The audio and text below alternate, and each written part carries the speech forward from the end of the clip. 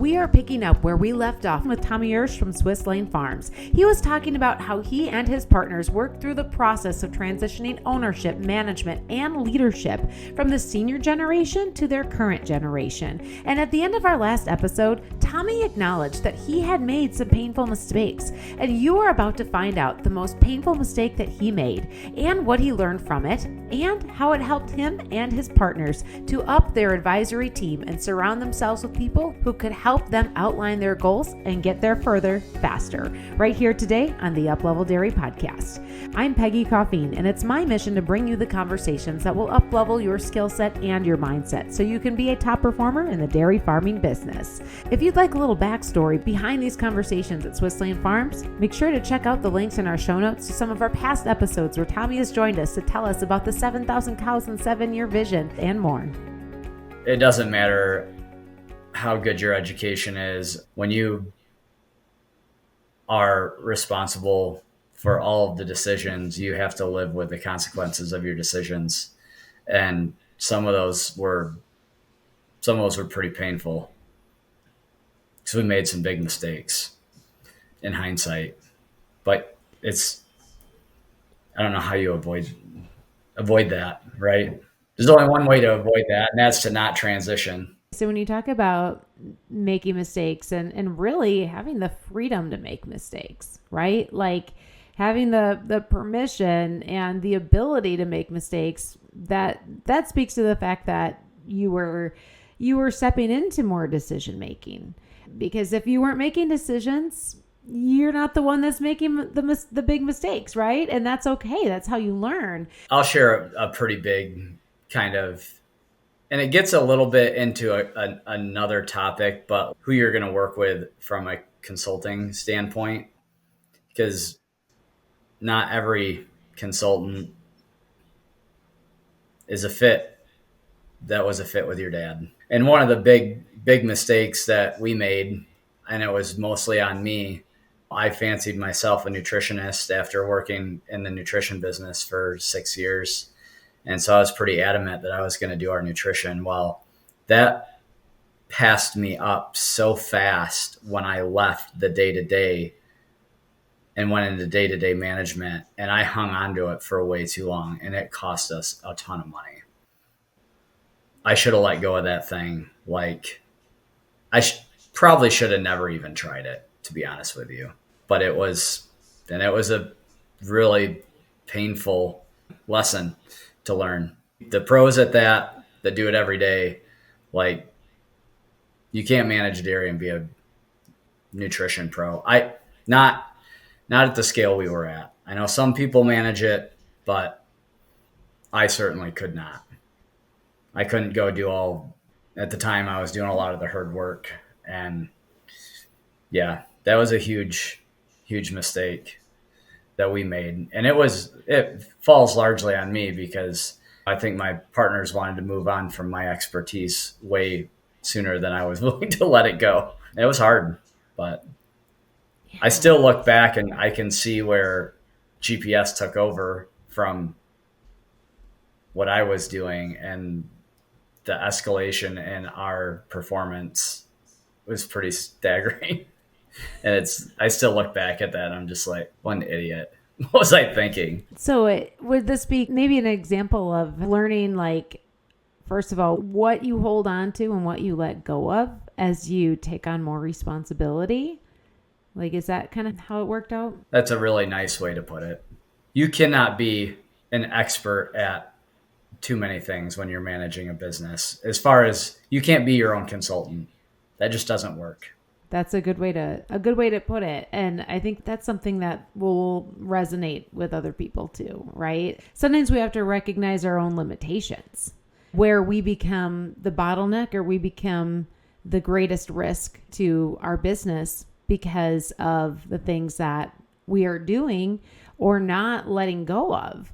And so how would you say that experience has impacted you since then, when it comes to how you manage others and how you manage yourself? Our leadership team always, now kind of as we're starting to work with new consultants, we vet them, make sure they're a good fit for us, like personality wise and expertise wise. But then when we hire somebody, we listen to them. We pay for good advice, and then we put it into practice.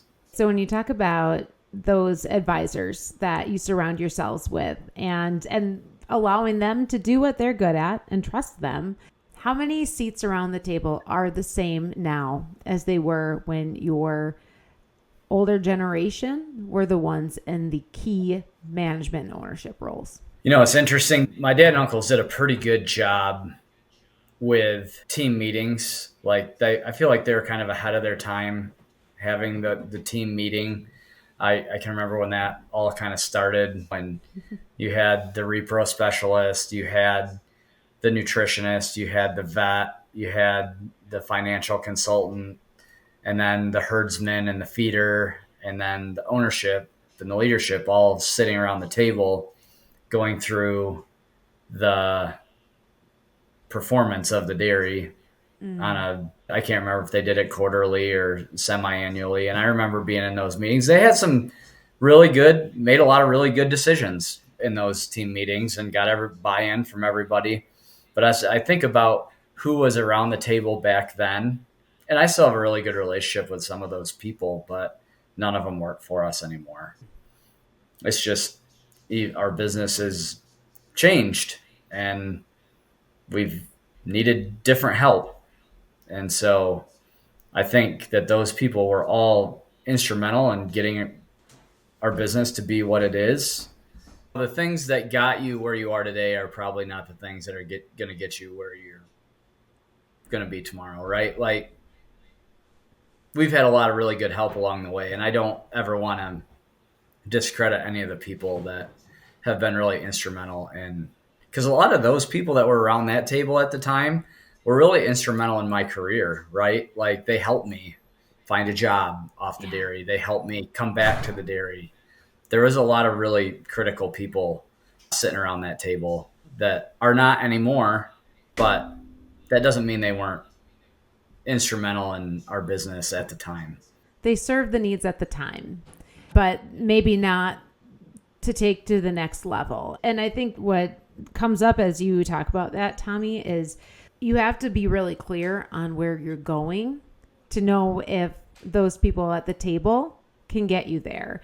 And that's something that we've talked about this before on the podcast here, but I'll maybe just ask you to revisit it a little bit. You and these multiple generations have a very clear path and a clear plan that allows you to be able to say, okay, who is the right fit? Who do we want at the table with us? I'm going to even borrow that question that you talked about earlier that your cousin asked of you when you were laying out your core values of who would you take on the mission to Mars and who's going with you because they can help you get further faster. Would you agree with that? Is that a good assessment of what you've done? I mean, we have a very, very aggressive growth plan, right? Like, we're at 5,000 cows today, and our goal is by 2032 to be at 10,000. So we need to double in the next 8 years. And that speed, that pace is not comfortable for everybody. And so you can find out pretty fast what somebody's comfort level is with your pace of growth, right? Because it doesn't fit everybody's ideology and everybody's fancy, if you will. You hear a lot about diversification in the industry right now. And that was something my dad and uncles talked about a lot. They were diversified in crops and dairy. They grew a lot more. They had a lot of cash crops on top of the dairy. And for them, that model worked. For us, we're undiversifying. If anything, we're saying, no, dairy is what we do, and that's all we do. And we want to do it really well. And so that begs a certain person into your sphere of influence. And when I say your sphere of influence, those that are influencing you, some people want to be working with that mentality and some don't. And that's okay. There's a consultant out there for everybody. But we need people who understand our pace and our tolerance for risk right now and are not pulling back the reins unless it's appropriate, right? But you can't have people on the team that are constantly like, oh, we can't do that. We can't do this. We can't do that.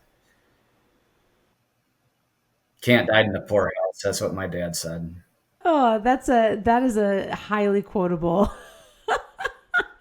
highly quotable saying. Oh, but yeah, this whole thing with finding the right people to be at the table with you to move forward. Who are the people that sit at your table now when you have the big conversations about your aggressive goals for growth and how you're going to get there?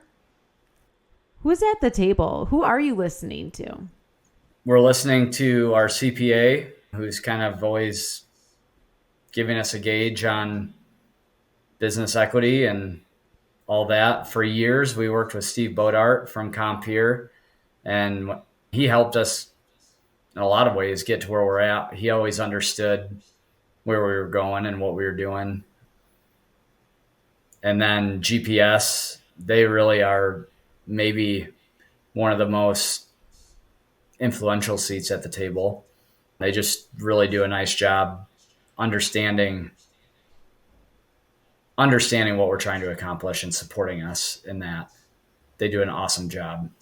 I've talked about Christy Pagel. She's helped us and is still helping us a lot with people, because the people are a huge part of it.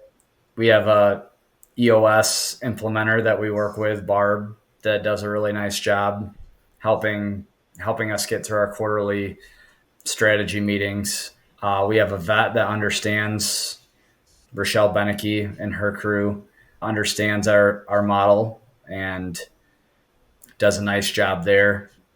And we're thankful to be able to be working with Ag Business Solutions from a financial standpoint, doing financial analysis and consulting. And they've got a really good group that works with a lot of really good dairies. And so they've been very helpful. So those are some of the key people, I would say. So as you talk about those different seats at the table, so it's not just that the people are different, but the way that they serve your team has probably changed a little bit too. You talked about your EOS implementer. So for listeners that aren't familiar, entrepreneurial operating systems, this is like pulled right out of the book Traction by Gino Wickman, right? And you have someone that comes and facilitates these quarterly meetings that allow you to stay on track with Traction, which is that program that the book talks about. Same thing I use in my business too, although mine's a lot smaller. I don't have nearly as many cows as you. But core fundamentally, like, it's future planning strategy. And so the person that you mentioned that assists you with that, is that someone that you found within the dairy industry? Or is this a case where you had to look outside of it to think bigger than what you already knew to get the help that you wanted? Yeah, she doesn't know anything about cows. It's funny, we'll be writing our quarterly rocks on the board or whatever we're writing on the board, or issues, and like no, heifer is HEIFER, terms like haylage, but it doesn't matter. That's not what we're not hiring her to advise us on how to milk cows. She's helping us organize our business and stay, like you said, stay on track. And that's her role. She does a good job at it, right? So that has become something your dad probably did not have. Him and his brothers did not have, was an EOS implementer on their team. No, for sure not. No, it's gotten just so complex that we need that. Oh, they like looking at our scorecard. They kind of get a kick out of it. We show it to them, but it's just different than the way that they did things. Yeah, and it's the evolution. And as you said, they have ways of doing things that were kind of ahead of their time with some of the team meetings and conversations and things like that. This is just that evolution and formalization of probably some things that they kind of sort of did, but now you just have a dedicated process around it. We talked about nutritionists, vets, things like that. How is it different now than it was for you when you first came back to the dairy? What do you look for from that person? And how has it changed? I need that person to help me manage the business, right? Being another set of eyes and helping me to empower my people also, like teaching, looking at protocols, analyzing some data. I don't need a vet to arm a cow, right? When I came back to the dairy, we still did vet check with the vet every week. And now I've got guys that are sharp enough to run our own ultrasound machine. And if I didn't let them, they'd go somewhere that did. And so it doesn't make any sense for me to not let them do that. I need a consultant. I don't need somebody to treat cows. So you've really evolved in what your needs are. But again, I'm going to peel that back and say that goes back to kind of this overall theme of just having conversations that allowed for a transition. But something else I want to revisit, Tommy, that you mentioned earlier, you said that when you came back, that when your generation came back to the dairy, that you weren't great leaders. And there were things that changed with employees and employees that worked for the older generation and responded differently, or maybe you responded differently than they did. But like, just walk me through a little bit, because I appreciate you being honest with yourself and saying, I recognize, we weren't great leaders at that time. What did that look like? When you look back on what you would call not being great leaders, how did that show up? You have to be able to hold people accountable, and nobody wants to be accountable to somebody they don't believe in. And a lot of the people that were working in the business at the time had no reason to believe in us. We had no track record to go on. And we wanted to do things different. Not always better, but different. And some people were unwilling to do that.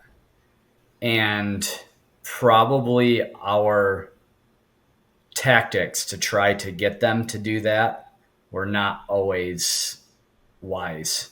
We just had a different vision for how we would manage the business. I'm trying to think of how to answer that question, Peggy, because getting upset and trying to force somebody to do things your way isn't the best way to do things.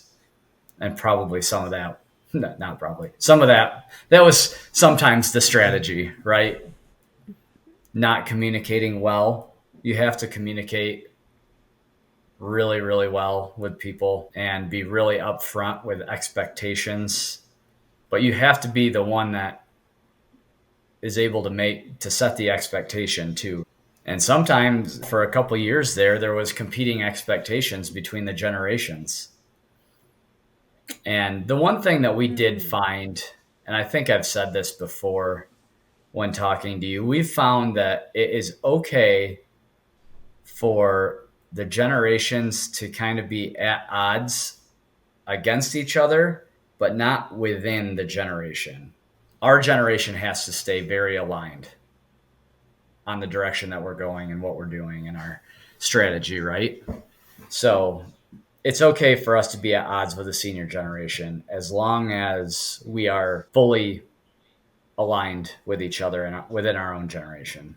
So you talk about the alignment of the generations with each other, within each other.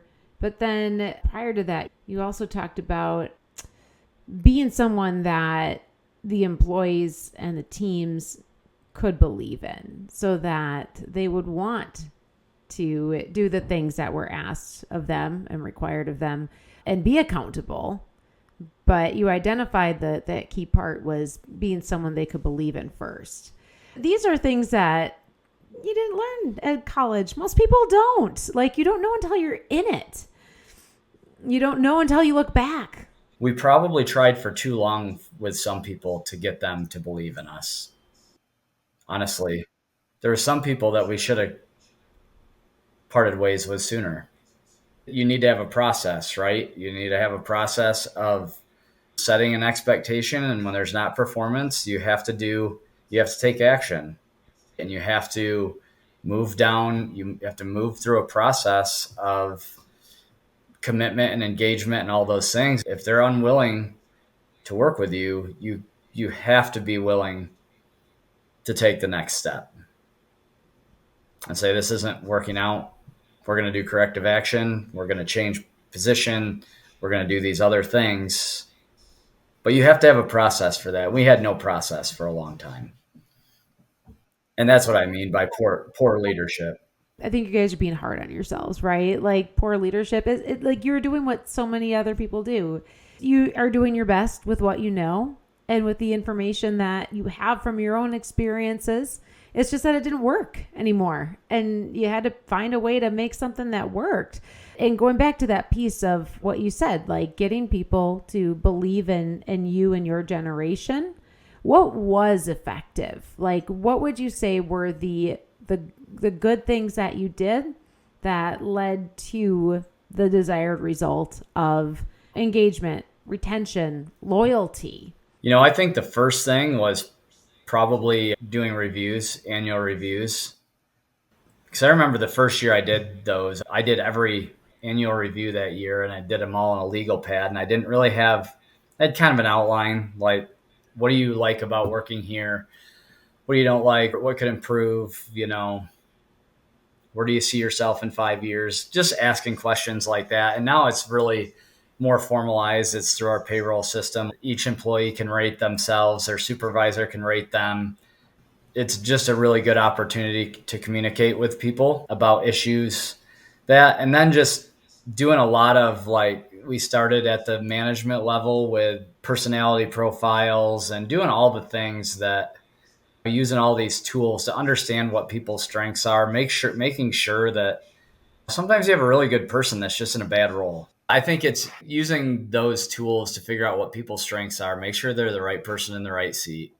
And then if they're not, you got to start either getting them to be the right person and then you have to decide, is this a person that we want to invest in? Sometimes the answer is no. Was that a hard part of this whole transition thing too? Yeah, for sure. If it is a yes, let's make a plan and stick to it. Don't make a plan and then be like, well, it didn't fulfill the obligations of the contract we made, if you will. You just can't make excuses for that. So this goes back to one of the things that it sounds like your generation really implemented, and that was processes. Processes that allowed you to have accountability, that allowed you to have something that you could hold up and something concrete, something tangible to be able to make these decisions as you transitioned into ownership and management and decided who's a good fit to be on your team moving forward, whether like we talked about the advisor side, but then this is on the employee side, who's going to be on the team and who is in alignment with that vision and that mission and is comfortable moving at the pace that you want to move at. So Tommy, we've covered a lot today. And in the few minutes before you got to go here, I want you to talk to the generation above you and the generation below you. So for the older generation that you end up interacting with in the dairy industry and that are maybe holding on to some of this management and ownership and haven't made the plan or haven't carried through, the conversations have stalled. What is the thing that you would want that generation to know based on your experience? No matter how well trained the next generation is, they're not going to get away without making any mistakes, doing something that you wouldn't do. You have to make your own mistakes. Sometimes it's costly, but you have to be willing to give them the freedom to do that. And then I think for the next generation, it's probably going to have to be them that takes the bull by the horns to get the succession plan done. That was our experience. We had to really take ownership of that thing and push it through. You're not going to do it for free. It's going to take an investment of time and money to get it done. Let me ask you this. If you guys had not taken the action you did when you did, where do you think you'd be now? Where would Swisslane be now? I probably still wouldn't be there. There's just so many opportunities in the world right now.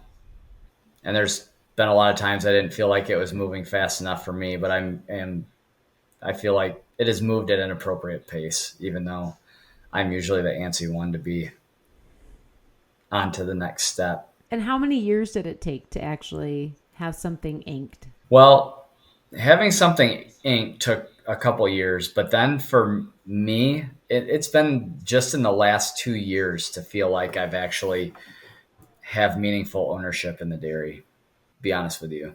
Because it takes, you don't get equity overnight. Like, it's taken 10 years to actually start to build some net worth in the business. So you got to be a little patient too. And then realizing that, okay, net worth is only on paper. I can't go cash that out. So now the challenge of our generation is how are we going to access our net worth in the next 10 years? Some of it. And I don't have the answer to that question yet, but we're working on it. So Tommy, again, always a pleasure to have you and to have these real conversations. And this one about succession and transition of the farm, of the business, and throughout the family. And just appreciate your honesty in how it worked out for you, what was hard, how you overcame those challenges, and also the strengths of how you guys all came together to do the thing that 75% of family farms have yet to do. So congratulations to you for doing it, for living it, and for looking ahead to the future and having big goals to go after. Anything else you want to share as we wrap up today? You know this, but we don't also think we have it all figured out. It's still an ongoing process. We feel like we've been able to maybe outpace some of our competition on it and been able to work really well through the process. But man, there is not a rubric out there that is like one size fits all to get this done. We've had to go through multiple mediators and lawyers, and if something's not fitting, you got to move on and find somebody to help you. And it has not just been easy, and we haven't done everything right, but we've done what we thought was best. So that would be my kind of disclaimer. Not a one size fits all program out there, I don't think, because every family situation is different, but it is possible. I believe if we could do it, anybody can do it.